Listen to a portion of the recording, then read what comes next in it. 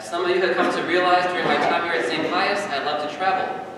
Past homilies I think I've sung both on the road again, and I'm leaving on a jet plane, as I've spoken of my desire to travel. Hence the story from the Magi who traveled from afar to encounter Jesus is one that's particularly compelling to me. And I must admit I had a number of ideas and directions I could take as the focus of this homily as I was preparing to write it. But fortunately, however, I found a beautiful reflection on the Epiphany written by now Bishop Robert Barron. Now, Bishop Barron first became famous by being the priest responsible for the Catholicism video series. That can be a great resource in learning about our faith. In fact, let me put in a little advertisement here before I get to the main points of reflection. If you're looking for a way to better understand our Catholic faith in this new year, and if you, like me, learn better by listening rather than by reading, Bishop Barron's Catholicism videos would be a highly recommended resource. Now, in his reflection, Bishop Barron describes how the story of the journey of the Magi is actually a good summary of the spiritual life and its principal dynamics. It's a story that provides us with 5 lessons, which I'm putting somewhat briefly in my own words in this homily. The first lesson is to keep our eyes open and to see what God is up to. Too many people never really begin the journey of the spiritual life because they don't pay attention to God. The Magi, in contrast, they came to know their calling to go up to a place unknown, which turned out to be Bethlehem, because their eyes were looking up towards heaven. They were looking at the sky attentively. By doing so, and without the technology that we have today, they were able to find God's light in the midst of an array of stars, the millions that light up the sky. They were attentive to God's spiritual purpose. We are invited to do the same. We are invited to look for God's hand in the daily events of life. The second lesson, the next stage then, is to act upon what God shows us.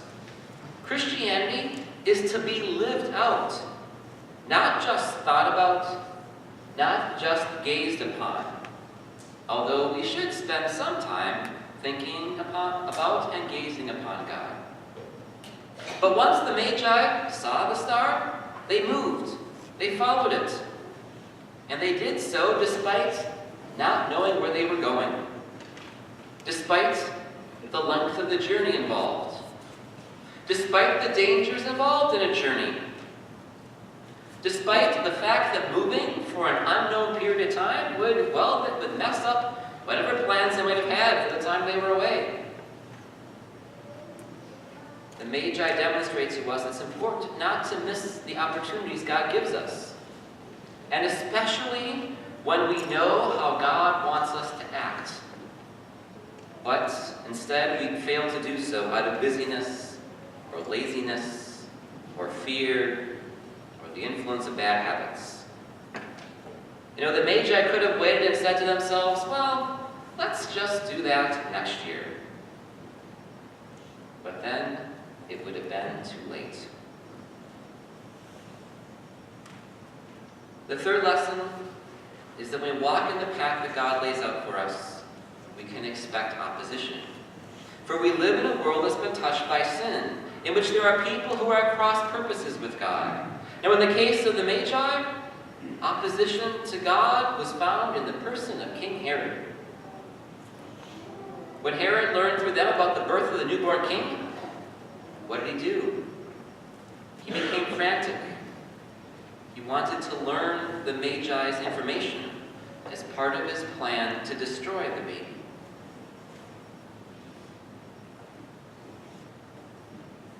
Fourth, when we do the first 3, and when we come to Jesus, then let us choose to bring our best. Let us choose to make our lives the best possible gifts to him.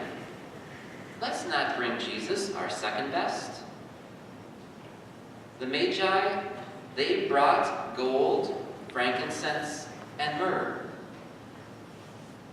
They brought gifts fit for a king. The best version of ourselves, using Matthew Kelly's terminology, is what we should bring to our life, to God, each and every day. And the fifth lesson is one that Bishop Barron attributed to Archbishop Fulton Sheen, that no one comes to Christ and goes back the same way he came. And no, I'm not here talking about the Bambenek family travel principle, that you never take the same roads that coming back that you took on the way to get there. We heard in the story of the Magi that after being warned in a dream not to go back to Herod, they returned to their country by another route. Put another way, our encounters with Jesus should change the way we live our lives, not returning to what we've done familiarly in the past, but to taking a better path. So each Sunday, or each Saturday night, when we come to Mass, we have a chance to encounter Jesus. We have a chance to encounter Him in His Word, if our ears are open. Through the Eucharist, if our mouth is open. Through one another, if our hearts are open. But if we are open to that and encounter Him, then we ask ourselves, do we take different paths as we return home? And once again, not talking about the way to get back to your house. But do we allow what we encounter here to shape and change the way we live our lives? And I should add, the impact that God wants to have on our lives includes all of His dimensions, not just maybe one discrete part of it. In fact, let me propose two such dimensions for us to consider that we probably don't often consider as being places where God wants to shine His light into our minds and hearts. The first of these is that on Epiphany weekend each year, the bishops of the United States invite us to think about how we in our country treat immigrants, treat migrants, treat people like the Magi who come from afar, people who follow whatever light of hope they see that life in the United States would offer to them. Now, the reason why our bishops do this is because, as most all of us know, our nation currently has a series of immigration laws that simply don't work. And more important than that, they are very unjust. So something must be done to address this injustice. But also, the answers aren't simple. And they are among the most intensely political that we're facing right now. And the sad thing is that neither political party is taking positions or using its power to address the situation in a way that respects human dignity and true justice. Thus, the Epiphany can be a time to take a bit of effort to learn a bit more about the current situation, and then perhaps to take a step of action about it. The American bishops, along with their brothers in Mexico, have written a pastoral letter entitled "Strangers No Longer, Together on the Journey of Hope." That letter outlines principles for what a just immigration policy could look like. Principles that we could encourage our representatives to enact. And it doesn't just list principles, it describes actions that we as individual Catholics can take to help immigrants on a personal basis. This document can be found at the USCCB, which is the United States Council of Catholic Bishops website. And obviously this is a matter that's close to the heart of Pope Francis. A second way that the light of God can enter more deeply into our lives that seems especially relevant given the story of the Magi, although once again one we probably never think about, is how we drive. In 2007, the Vatican issues a document entitled "People on the Move, Guidelines for the Pastoral Care of the Road."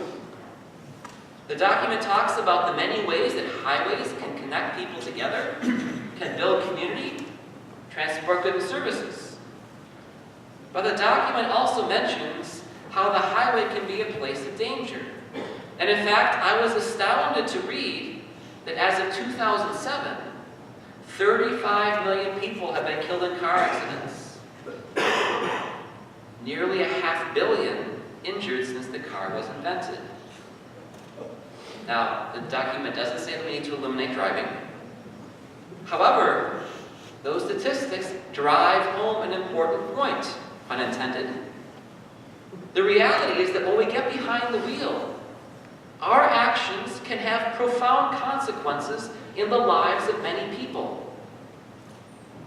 Even though, especially when we first get our license, we may get a rush of energy with the independence that gives us. So especially for those who spend a fair bit of time on the road, those who have to fight the 35B congestion every day to get to work, there's much in the document to give thought to about how we as Christians should approach how we spend a significant part of our time.